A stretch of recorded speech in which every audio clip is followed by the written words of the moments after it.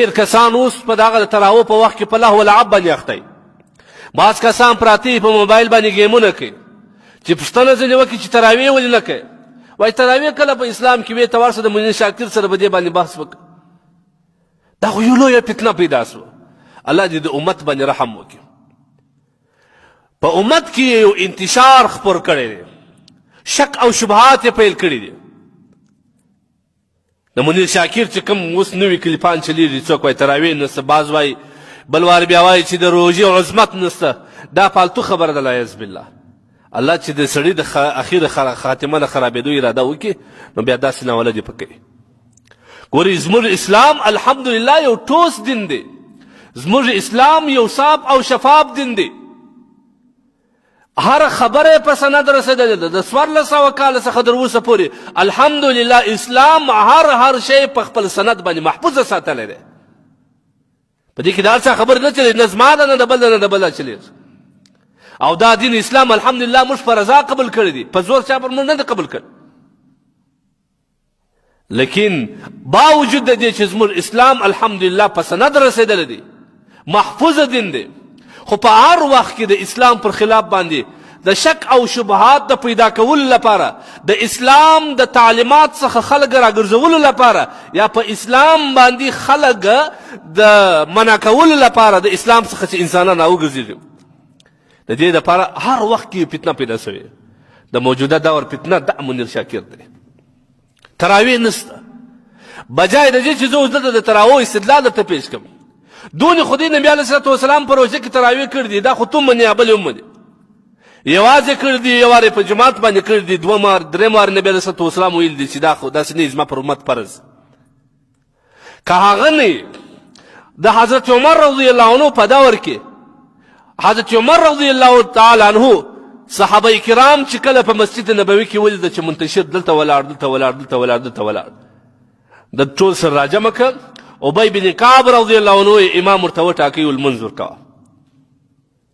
نو دا خو صحابي دی، دا هغه صحابي دی، دا هغه صحابي عمل دی. لو کان بعدی نبی لکان عمر. نبی علیه الصلاة والسلام د صحابو په باره کې وایي اصحابي کالنجوم فبأیهم اقتدیتم اهتدیتم. که د هر صحابي اقتدا تاسو وکړئ تاسو پر هدایت باندې یاست. نو د هغه صحابي اقتدا موږ پرېږدو. د 1400 کاله څخه چې علمای حقه، ائمه مجتهدین، علماء ربانیین، علماء دیوبند، علماء حقه، هر مذهب والا، امام شافعي رحمه الله مذهب او که مذهب د امام مالک رحمه الله، دا ټول شل رکعات تراویح کوي. هغه موږ پرېږدو، په دغه یو کسب سره روان یو.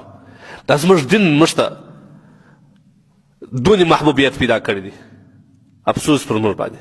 دا زموږ د خپل دین سره مینه ده، دا زموږ د خپل دین سره وفا ده چې 1400 کاله په عمل او په قول په سند راورسېدي. نن تا لنجې پکې پیدا کړی او بیا دومره علمای حقه په دې ملک کې ګرځي، هغه یې ټوله کوي. ته د ټول علمای حقه اتباع دې پرېښودلې، دا یوه کس په اتباع به روان شوې. نو معلومه خبره ده تا ته خپله په دین کې لانجه خوند درکوي چې دین څنګه درته اسانه شي. نبی علیه الصلاة والسلام څه فرمایي؟ علیکم بسنتي، زما سنت مضبوط ونیسئ او زما د خلفای راشدین المهدیین سنت مضبوط ونیسئ. خلفای راشدین څوک دي؟ حضرت عمر رضی الله عنه، حضرت علی رضی الله عنه. په خپله روایت کې راځي چې حضرت علی رضی الله عنه جمعات ورکړي 6 رکعاته تراویح حضرت علی رضی الله عنه په خپله کړی. بیا دا دومره وخت د سلسله را روانه، هر مذهب والا، ائمه مجتهدین، تابعین، تبع تابعین، تر اوسه پورې دا تراویح روانې وې. نن دغه تراویح ټول هغه زموږ مخکې اکابرین، هغه تیر سوي اکابرین، دا ټول پر باطل باندې والعیاذ بالله دغه یو فتنهګر په حق باندې دی. بیا دغه یو فتنهګر ته موږ توجه وکړو، دا ټول علمای حقه شاته غورځو. نو دا خو سبا بله فتنه هم راپورته کوي، سبا په بل شي کې هم شک او شبهات راچي، بیا به ته د هغه اتباع هم کوې. ګورې عزیزانو، ما مخکې درته وویل چې په روژه کې یوه سجده لګول د الله په حضور کې 1500 نیکي الله ورکوي.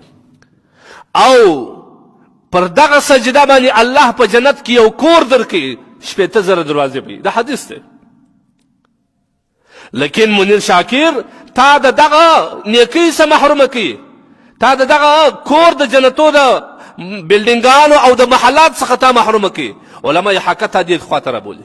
پر تا شیطان باوجود د دې چې په روژه کې شیطانان تړل کېدي ستا شیطان دومره زورور دی چې په دا روژه کې هم پر تا دونه زور وکړي ته د خدای نه بیرېږه که سره د تراویح یي نه د ده خبره واخله یي دي نه بیا د هغه باوجوده ته په ځان کې دومرې طلب نه څه پیدا کولی چې پر یوه سجده باندې الله تا ته په سوونه په زرو نیکۍ درکړي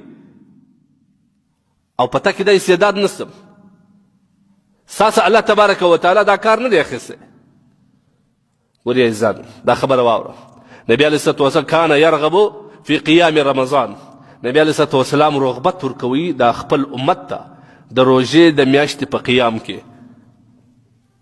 چې نبی علیه الصلوة والسلام رغبت ورکوي او دغه فتنهګر تاسو اوس راګرځي تاسو پر هغه لار باندې راواجاست په کار دا دی ګوري عزیزانو خپل آخرت مه خرابوئ هغه شي ته ګوري چې ستا ګټه پکښې ستا ګټه په چیز کې ده په دغه کې ده چې ته یو دوه رکاته زیات وکړې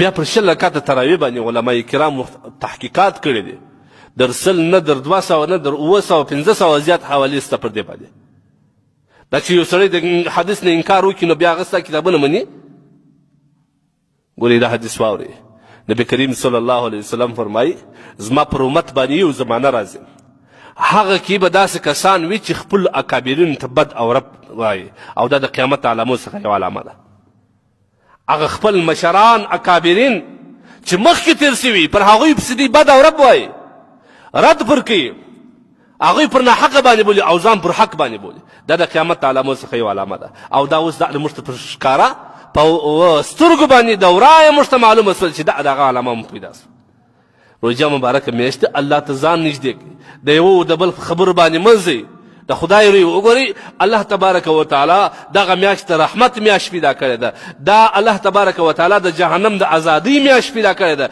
دا د مغفرت میاشت ده پر دې باندې الله تبارک وتعالی ته ځان تسلیم کړي په دې میاشت کې د خدای څخه مغفرت وغواړي دا د خلکو خبرې پرېږدي د خدای روی وګورئ خپل دین باندې عمل پیدا کړي په خپل دین باندې عمل وکړي عمل آسان دی په دین باندې عزیزانو بس الله تبارک وتعالی دې موږ ته توفیق راکړي